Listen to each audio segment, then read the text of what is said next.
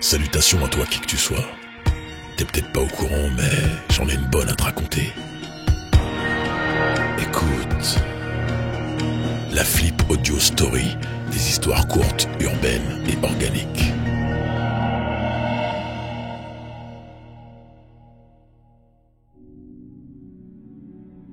Des pièces de Scrabble, de forme plus allongée, mais elles ressemblaient à des pièces de Scrabble. Les énormes lettres alphabétiques qui recouvraient un bon tiers de leur côté en partant de la racine en attestaient. La série de blocs monolithiques allait jusqu'à F, respectant une légère courbe en zigzag jusque là où la cité chutait. La tour A et la tour B avaient la particularité de se regarder en chien de faïence, fenêtres et balcons en vis-à-vis, séparés par une trentaine de mètres. Les autres tours faisaient une volte-face à l'hypocrite, légèrement en biais pour donner un semblant d'intimité à leurs reflets, et leur toit commençait à perdre un peu d'altitude vers la ville basse. Au milieu de ces bâtiments de 16 étages sans charme, une dalle avec un dénivelé échouait sur l'autoroute, cette dernière faisant office de ceinture qui séparait les deux réalités de cette municipalité. Un endroit qui s'était taillé un costard trop grand et trop vide pour le village qu'il avait été jadis. Et tout ça pourquoi ? Que du classique nul, c'est-à-dire faire de l'œil à l'agglomération nouvelle et naissante à laquelle il avait absolument voulu s'agglutiner dans le bon timing.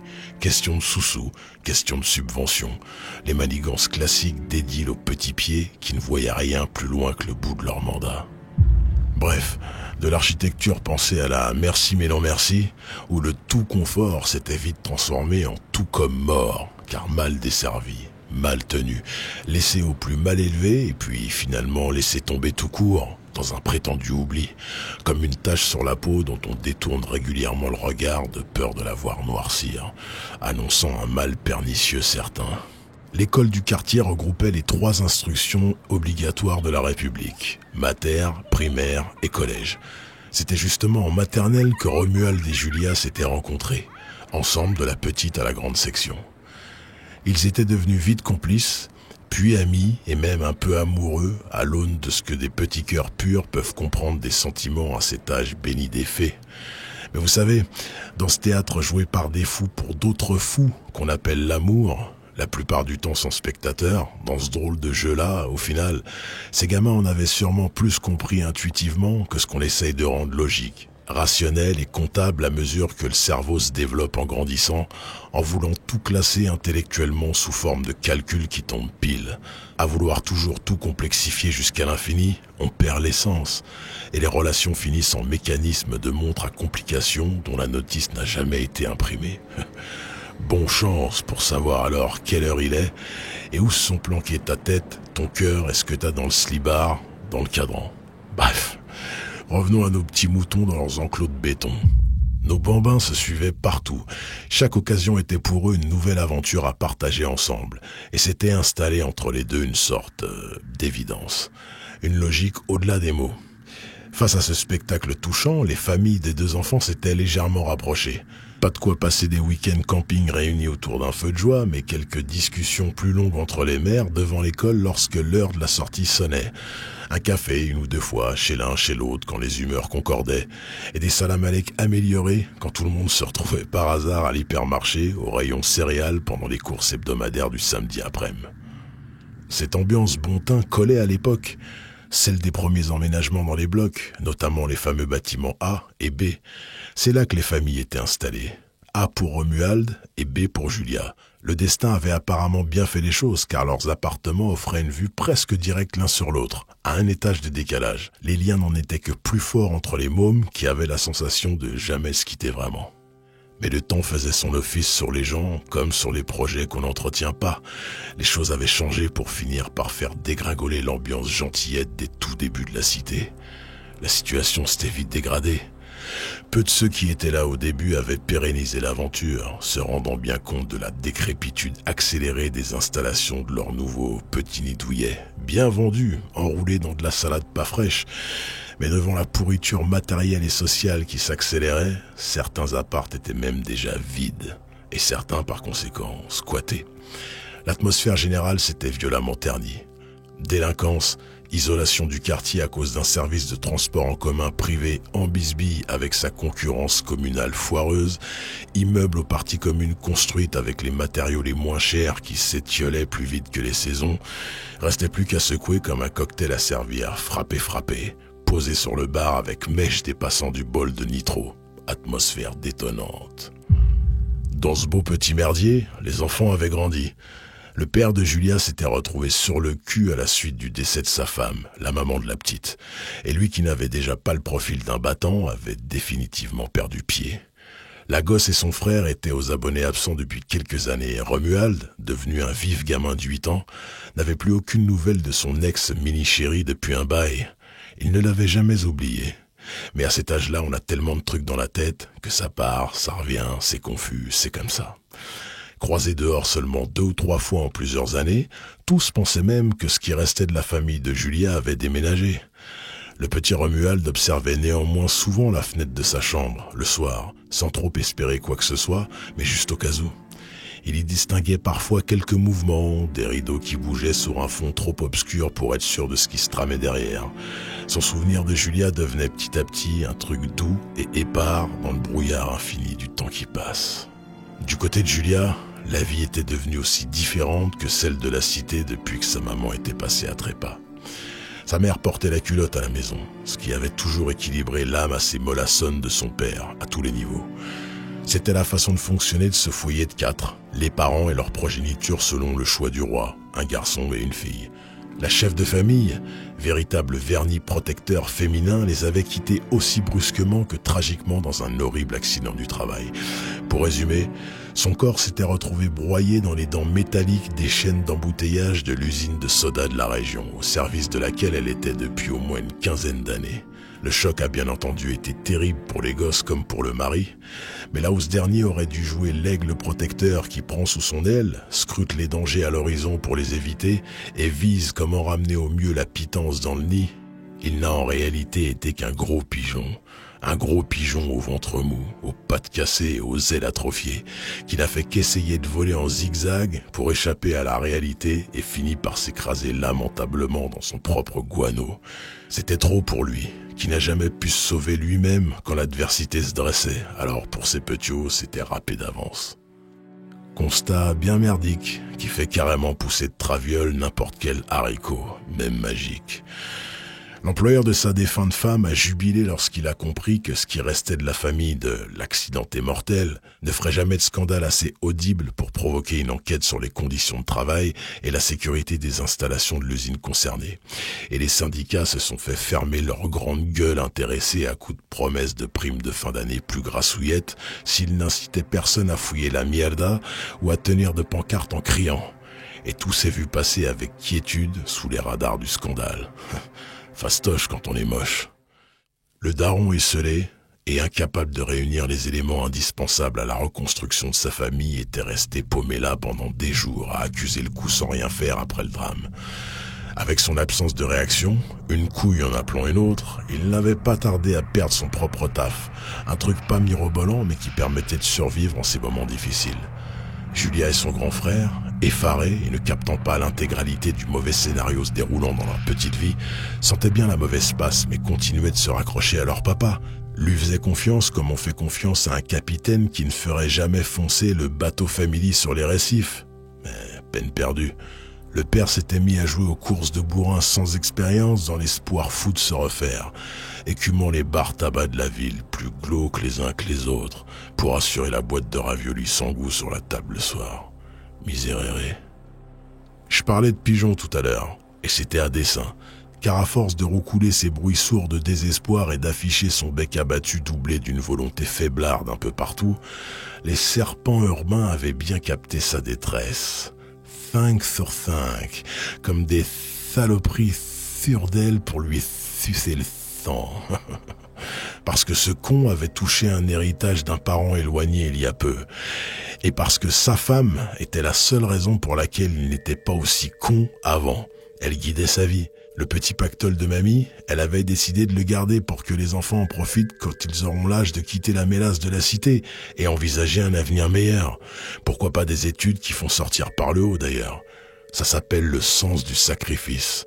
Plutôt que de profiter en s'achetant une baraque qui coûte la peau des fesses en entretien sans compter les impôts fonciers, se pavaner tous les ans au sport d'hiver à la saison froide et à la playa à l'été, la maman de Julia voyait les choses ainsi.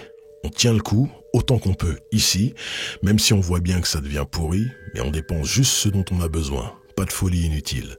On se concentre pour que les enfants ne déraillent pas avec cet environnement et quand ils voudront s'émanciper, on fait tout ce qu'on peut pour eux. Avec ce qui reste, on voit ce qu'on peut faire pour nos vieux jours. Et c'était ça le plan. En plus de la raison, la nature de son mari n'allait de toute façon pas la contredire. Comme l'homme triste dévoilait à qui voulait bien les entendre les détails de sa vie sentimentale, et finalement toute sa vie, pour garder frais le lit de sa pleurniche improductive, les passages sur l'existence d'un Grisby hérité encore intact ont bien entendu fait se dresser les museaux des pisteurs mal intentionnés, qui ne manquaient pas à l'appel des lieux de jeu d'argent dans lesquels le père laissait traîner ses mouchoirs humides. Dans ce marigot plein de créatures aux aspirations vampiriques, une vouivre bien gluante en particulier avait flairé le pigeon, justement, le micheton même, parfaitement mûr pour le cueillir juteux avant qu'il ne s'éclate sur le sol. La salope, prénommée Rada, n'en était pas à son coup d'essai dans le vice de tournevis planté dans le cœur et le compte en banque de bons couillons disponibles à l'arnaque. Mais elle n'avait jamais vraiment transformé l'essai avant de se ranger des voitures avec la poire parfaite une bonne fois pour toutes. Et puis, elle aimait ce mode de vie. Elle appréciait être aux aguets traînards, à l'affût d'un amour en fin de vie pour en prendre le contrôle et le parasiter jusqu'à la moelle. C'était dans son sang à elle, le sang d'un sale serpent. En manque de trésors à garder, mais surtout à se garder pour elle, la vouivre sur le retour s'était vite rapprochée de notre pauvre bonhomme et de son âme en peine. Confiance, etc. Mais elle n'a pas eu trop d'efforts à faire pour hypnotiser sa victime, largement cuite avant ébullition. La Rada, plus de première fraîcheur, savait néanmoins comment raviver ses atouts féminins et les rendre assez convaincants pour un dernier pauvre type. Une fois embobinée, elle qui allait se faire virer de l'hôtel sans étoiles qu'elle occupait au mois, n'eut aucun mal à s'installer chez le père de Julia.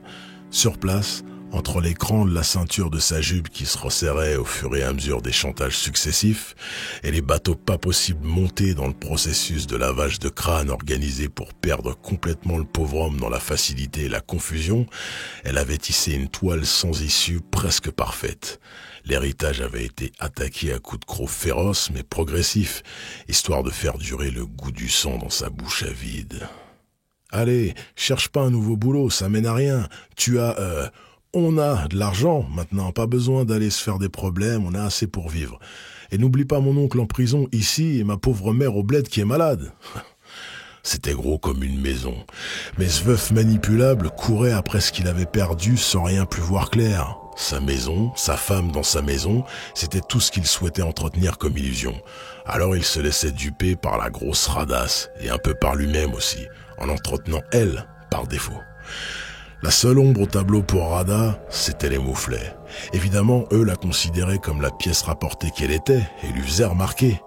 Elle les avait donc désignés comme ennemis à abattre. Le garçon, le plus grand, s'était barré corps et biens devant ce triste spectacle en intégrant un internat de sport-études lointain. La petite Julia, quant à elle, était restée en tête-à-tête avec sa belle-mère maléfique, tandis que son père jouait la lopette volontaire en s'enfonçant pleinement dans sa dépression éternelle. Le clou de la revue, elle avait même réussi à le marier. Et ouais, la corde au cou pour lui était un nœud coulant, pas juste une laisse, et la nouvelle épouse n'était pas avare en saccades violentes pour asseoir son autorité. Un vrai python. Madame Rada en profitait aussi pour appuyer son ingérence dans l'éducation de Julia, qui n'était pas sa fille et qui représentait un danger dans son plan, un problème à venir, tôt ou tard. Alors, se sentant légitime en tant qu'épouse de son père, elle avait pris le contrôle de la destinée de la petite. D'une causette relative qu'on chargeait comme une bête de somme pour les tâches ménagères, l'enfant était devenu le souffre-douleur des humeurs histrioniques de sa belle-mère, qu'il avait coupé du monde extérieur petit à petit. Ainsi, Rada le serpent s'attribuait un double gros lot. La petite ne pouvait se plaindre à personne de ce qu'elle subissait dans le foyer, en perdant la perspective d'une autre réalité possible, et enfin, la belle-mère pouvait, elle, fréquenter ses endroits habituels du quartier sans être vue ni cafetée à son nouveau mari, qui, sous contrôle, n'aurait fait montre d'aucune opposition quoi qu'il en soit. Mais pour être sûr de le pomper jusqu'au dernier denier, moins il y avait de remous potentiel, mieux c'était. Le père de Julia s'était transformé en parfait valet muet d'intérieur, amorphe et aphasique, paumé quelque part dans les souvenirs froids, coincé entre sa tempe gauche et sa tempe droite, faisselle entre les deux oreilles, encéphalogramme plat, rideau. Romuald ignorait tout du quotidien de son amoureuse passée, la croyant même disparue. Julia pensait souvent à Romuald, secrètement d'abord, quand sa vie allait encore relativement bien, douloureusement lorsqu'elle a perdu sa mère et presque obsessionnellement depuis qu'elle vivait l'enfer enfermée chez elle, sous le joug de sa geôlière de belle-mère. Dans cette cité froide aux milliers de voisins, tout s'était tendu et en vérité, personne ne se parlait plus désormais. Moins on en savait sur l'autre, mieux ça valait, pour éviter toute forme de problème. Personne ne souciait de ne plus voir tel ou un tel, de savoir qui reniflait le cul de qui ou qui s'était remarié avec qui, et la famille de Romuald n'échappait pas à la règle. Seul Romuald semblait se souvenir de Julia et seule Julia pensait à Romuald comme elle y pensait. Si les services sociaux avaient bien été alertés de l'absence de la petite à l'école depuis pas mal de temps, entre la lenteur de l'administration, débordée, et l'image de boîte à cas sociaux que représentait désormais le quartier, rien ne bougeait. Et puis, la couleuvre de la tour B, Rada la sorcière, se ferait un plaisir d'offrir son meilleur miel empoisonné à celui qui frappera à la porte un jour pour demander des nouvelles de la gosse. Vieille guenon maîtresse de la grimace en équilibre sur un pied à talons. Pirouette, cacahuète et cacahuète pour la guenon. C'était bien rodé. Les insomnies, ça n'arrive pas trop lorsqu'on est jeune. Le corps pousse et a besoin d'énergie, on pionce aisément, sauf circonstances spéciales. Romuald était un genou sentimental et même si ses hormones commençaient très très doucement à se manifester, il rêvait de romance et d'amour avant que le désir débarque sans se présenter pour rafler la mise.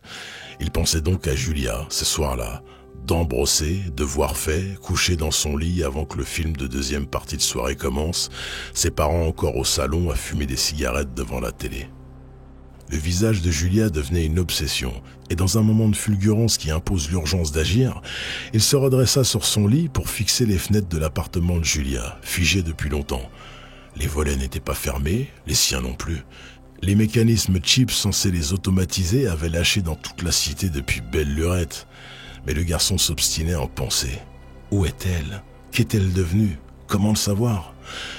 Il ne se voyait pas aller sonner chez elle pour vérifier le lendemain, et même s'il avait abordé le sujet dans le speed avec ses parents, il avait parfaitement compris leur désintérêt pour ses inquiétudes. Ça l'arrangeait presque. Après tout, c'était sa petite histoire d'amour, ça ne les regardait pas, et il ne souhaitait pas être gêné par leurs questions qui font rougir devant tout le monde à Noël. Comme une envie de faire pipi, il se leva et alla ouvrir ses tiroirs à fouillis pour s'emparer de sa lampe de poche. Elle fonctionnait. Sans trop savoir pourquoi, il décida de la braquer en direction des fenêtres de Julia, presque parallèles aux siennes. La lampe n'avait certainement pas la puissance nécessaire pour éclairer chez sa copine, mais peut-être qu'elle enverrait la lumière lointaine. Clic, clic, clic, clic, clic. Romuald fit scintiller sa loupiote en utilisant le morse, un truc qu'il avait appris dans Pif Gadget. C'était certes a priori un truc de garçon, mais sait-on jamais, il suivait son impulsion. Après quelques minutes d'essai infructueux et inquiet d'ameuter ses parents restés dans le salon, il planqua sa lampe, mit son oreiller sur sa tête et la fatigue fit le reste. Dodo. Julia, couchée elle aussi dans sa cellule, dont elle n'avait le droit de sortir que pour récurer les toilettes ou la cuisine, avait bien vu les lumières scintillantes provenant de chez Romuald, et son cœur battait la chamade. Était-ce réel? Pensait-il donc encore à elle? Il ne l'avait peut-être pas oubliée. Tant de questions aussi réconfortantes qu'incertaines. Rien pour répondre à ces signaux lumineux de son côté, en tout cas à portée de main, et elle ne pouvait pas non plus ouvrir ses carreaux et crier son nom en dehors, puisque sa belle-mère avait enlevé depuis longtemps les poignées des fenêtres de la petite pièce. La fillette bondit de son lit, entreprit de sonder les quelques affaires que son frère avait laissées là avant de prendre la poudre d'escampette pour trouver une lampe. Et il y en avait bien une, mais elle ne fonctionnait pas, plus de piles. Elle avait toute la nuit pour réfléchir à un stratagème afin de récupérer de quoi allumer son petit objet le lendemain et répondre à ces lueurs qu'elle espérait d'espoir. Le soir suivant, à la même heure, Romuald était couché, crevé par un match de foot qui s'était éternisé au pied de son immeuble. Il gardait malgré tout un œil veillant sur les fenêtres de Julia, attendant un miracle qui se produisit. De la tour B, chez Julia, émanaient de brefs éclats jaunes, ponctués d'autres, plus longs. La sienne de lampe n'avait pas quitté son lit et il s'empressa de répondre sous la même forme, car oui, c'était bien du morse, et c'était bien Julia qui lui disait « Moi toujours là, et toi ?» La petite connaissait ce langage qu'elle avait appris avec son frère, ce dernier l'ayant appris dans le même pif-gadget que Romuald. Rien d'étonnant quand on sait que ce journal était une référence pour tous les gamins de cette époque. Elle s'était débrouillée pour chipper les piles de la petite horloge du salon que personne ne regardait plus depuis longtemps chez elle, les journées n'étant rythmées que par la télé allumée en permanence et le bruit de la porte d'entrée au gré des sorties de Rada. Les deux enfants au cœur léger communiquèrent une bonne heure à l'aide de leurs lampes de poche respectives, reprenant leur complicité comme si elle s'était interrompue l'instant d'avant. Tous les soirs, ils s'envoyaient des signaux, parlaient pudiquement. Julia esquivait prudemment les questions trop personnelles sur sa disparition de l'école, par peur et par honte, et lui n'osait pas aller plus loin. Ils avaient reconstitué leur petit jardin secret, et c'était tout ce qui comptait. Autant les parents de Romuald que la sorcière qui gardait captive Julia n'y voyaient que du feu. Les mois passèrent, l'été arriva et les vacances se profilaient à l'horizon. Julia était toujours évasive dans ses réponses quand Romuald lui demandait « Jouer ensemble, quand ?» La dernière réponse qu'elle lui formula avant qu'il ne parte avec ses parents sous le soleil des plages normandes fut « Bientôt, promis ». Tout a une fin, particulièrement les congés scolaires, mais le jeune garçon était content de rentrer pour retrouver ses conversations de lumière électrique codées avec celle à qui il avait pensé tous les jours au bord de la mer. Dès son retour, le soir, il lança ses petits flashs vers la fenêtre de Julia. Il y avait bien des lueurs en réponse, mais des éclats différents, désordonnés, qui se faisaient attendre et qui ne voulaient rien dire en morse. Bizarre. Les jours suivants, même chose, jusqu'au néant. Semaine après semaine, le noir, silence, plus un mot chez Julia. Inquiétude pour Romuald, temps qui passe, corps qui grandit, changement de classe, rencontre de nouvelles filles, puis oubli irrémédiablement. Bien plus tard, la police en bas de la tour B n'avait pas attiré son attention plus que ça, mais c'est dans le journal local qui traînait sur la table qu'il put lire. Drame dans les grands immeubles de la ville haute. Le cadavre d'une petite fille morte de faim retrouvée dans une famille où une femme faisait régner la terreur avant de disparaître avec son mari, laissant sa belle-fille livrée à elle-même enfermée dans sa chambre. L'enfant avait mangé une partie du papier peint pour survivre avant de s'éteindre dans l'indifférence générale. Le genre de mots qui, assemblés bout à bout, te font l'effet d'un pare-choc lancé à 100 à l'heure en plein dans le front. Mais les lumières alors? Romuald, littéralement hanté pendant des années par cette nouvelle, comprendra en vieillissant. Il comprendra que les corps en décomposition émettent parfois des gaz lumineux. Voilà pourquoi, à son retour de vacances, le dialogue n'avait eu aucun sens. Parler avec les morts ne lui avait rien donné à comprendre. Vivre en grandissant avec le fantôme de Julia dans sa tête non plus. Alors, difficile maintenant de faire briller son avenir.